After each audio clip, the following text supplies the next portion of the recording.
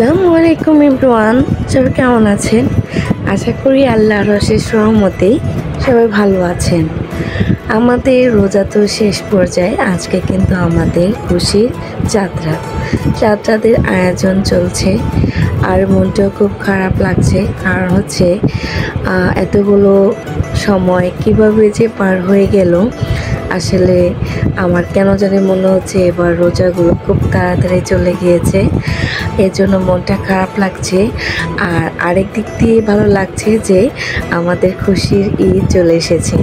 তাই আজকে দেখেন ইফতারের আয়োজন, ঈদের আয়োজন, মানে চাঁদ রাতের যে ব্যস্ততা, সব কিছু আজকে আপনাদেরকে শেয়ার করব। আমাদের ইফতার টাইম কিন্তু হয়ে গিয়েছে। এই যে আমরা সবাই একসাথে ফ্যামিলির প্রত্যেকটা সদস্য বসে পড়েছি ইফতার করার জন্য, লাস্ট ইফতার। তাই আজকে সবাই মিলে সুন্দরভাবে কাটানোর চেষ্টা করছি এবং এই মুহূর্তটা অন্যরকম। আসলে প্রত্যেকটা ফ্যামিলির সদস্য এই ঈদের একদিন আগে বাসায় কিন্তু চলে আসে। যারা দূরে থাকে তারাও কিন্তু চেষ্টা করে এই দিনটাতে ফ্যামিলির সাথে কাটানোর জন্য। আর এই সাইড দিয়ে দেখেন আমাদের ইফতার আয়োজনের পাশাপাশি চলছে আমাদের চাঁদ রাতের আয়োজন, মেহেদি আয়োজন। তাই বাচ্চারা এখান দিয়ে ফুল টুল নিয়ে খুবই ব্যস্ত। তাদের তো আর ইফতার নাই, বাট আমরা যেহেতু রোজা রেখেছি সবাই বসে পড়েছি একসাথে লাস্ট ইফতারটা একসাথে করার জন্য।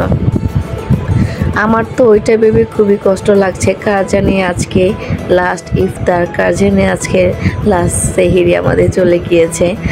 আসলে যাই হোক, খেয়েছে আজকে ইফতারে বেশি কিছু আমি নেইনি, জাস্ট পানি, জুস, তারপর হচ্ছে খেজুর, একটু ফ্রুটস, এগুলো নিয়ে আজকে বসেছি। কেন জানি খেতে ইচ্ছে করছে না। আর আব্বা আম্মা উপরে দই চিরা খাচ্ছিলেন, আর এখানে আমাদের পাতিয়া মনে একটু ফ্রুটস খাচ্ছিল।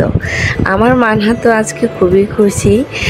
চাঁদ রাত মানে হচ্ছে বাচ্চাদের জন্য আনন্দ। এই আনন্দটা ছিল আমাদের এক সময় অনেক আগে। আমি যেন কেন এখন আর ওরকম আনন্দ ফিল করি না। এই যে ফাতিয়া মনি কি শুরু করেছে দেখেন, সে কিন্তু ইফতার করছে একটা একটা করে মুড়ি। আর যাই হোক, বাচ্চা মানুষ, ওকে ছেড়ে দেওয়া হয়েছে। আজকের আনন্দটা ও একটু ভোগ করুক, বুঝুক আর না বুঝুক। আর আপনারা সবাই কেমন আছেন বলেন তো? আপনাদের ঈদ কেমন কাটবে আমাকে অবশ্যই শেয়ার করবেন। চাঁদ রাতে তো প্রত্যেকটা ফ্যামিলিতে অন্যরকম একটা আমেজ আসে। এই যে আমাদের ঈদের গান কিন্তু বাজতেছে, আর হচ্ছে মানহামনি এখানে এতটাই খুশি, মানে এই যে দেখেন তার ফিলিংটা অন্যরকম। আসলে আমি এখানে ঈদের গানটা অ্যাড করতে চেয়েছিলাম, বাট কপিরাইট হওয়ার ভয়ে আমি আর এখানে অ্যাড করলাম না।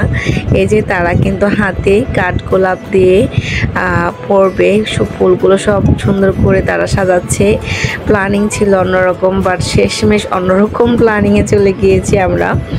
আমার আসলে তাদের আনন্দ দেখে একটু আনন্দ হচ্ছিল, বাট কেন জানি বড় হলে, দায়িত্ব নিলে আসলে মনে হয় আনন্দটা অন্যরকম কমে যায়। বড় হয়ে গিয়েছি, সংসার হয়েছে, তাই আগের ফিলিংগুলো এখন আর পাই না। সব বাচ্চা কাচ্চা একসাথে হয়ে মজার একটা মুহূর্ত আমরা কাটাচ্ছিলাম। ফ্যামিলির প্রত্যেকটা মানুষ একসাথে ছিল। আসলে এই রাতটা সবার জীবনে আসে, বাট এক এক সময় এক এক রকম হয়, তাই না? ফ্যামিলি মেম্বাররা থাকতে সব কিছু ভালো লাগে। তারপর আমি আজকে একটা কথা বলতে চাই, যার যার বাড়িতে শ্বশুর শাশুড়ি, মা বাবা আছে, সবাইকে নিয়ে ঈদ করবেন। এটার ফিলিংটা যে কীরকম, আসলে বাবা মা থাকলে এই ফিলিংটা অন্যরকম থাকে। আমি আসলে দোয়া করি প্রত্যেকটা ফ্যামিলিতে তাদের বাবা মা থাকুক, তাদের দীর্ঘ ন্যায় হায়াত দান করুক এবং ঈদের আনন্দটা অন্যরকম হয়ে যাক। আসলে এই যে বাচ্চারা কিন্তু এখন মেহেদির পালা। আমার মেয়ে তো অনেক আগে থেকে শুরু করেছে কখন মেহেদি দিব। আর এই যে আমার আব্বাকে আমার মেয়ে মেহেদি দিয়ে দিয়েছে। আসলে নাতি নানা সবাই একসাথে বসেছে মেহেদি দেওয়ার জন্য। আর এই যে বুড়িটা তো সকাল থেকে শুরু করেছে, সে মেহেদি দিবে, বাট বুঝতেছে না যে আজকে ঈদ হবে কি হবে না। এর জন্য সে অনেকটা ওয়েটে ছিল। তাই সে কিন্তু দেখেন খুব মজায় আছে, সে দেখাচ্ছে দেখো আমি এগুলো দিয়ে ফেলেছি। আর বলছে আমার সব ফ্রেন্ডদেরকে বলতে হবে আজকে কিন্তু চাঁদ রাত, সবাই একটু একটু করে মেহেদি দাও। তার মানহার সব ফ্রেন্ডদেরকে ঈদ মোবারক।